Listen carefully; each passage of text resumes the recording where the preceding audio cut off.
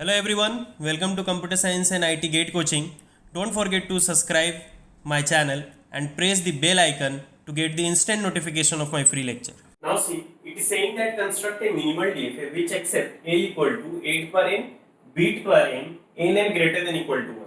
So it is saying that the language is having 8 per n, then bit per n, and nm is greater than or equal to 1. So if you see, n and m is greater than equal to 1, so it will have at least one a in the beginning. So it's saying that it should starts with a and it should have at least one a, then it will have b. Okay, so any number of a, then it will definitely have at least one b because m is greater than equal to 1, or it can have any number of b after a. So it is like first a will come, any number of a can come, after a any number of b can come, but after b there should not be any a. Okay, because after b there is nothing. So if you encountered b, after that it will have only b.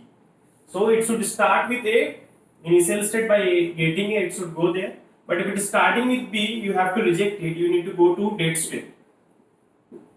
Now after reaching to dead state, if you are getting any combination of a comma b there, now since you got single a, now if you are getting any number of a, b there. Now if you are getting b, go to the final state. Now after reaching final state, if you are getting any number of b, b there. Because first a will come, then b will come. But after b there should not be any a. Okay, after b there should not be any a. If after b if you are getting a, then you have to reject it. Because after b there is nothing. Okay, so if you encounter b, it will have only b. So AB I have given, AB I have given, B, AB for this state also I have given the transition for all input alphabet. Okay.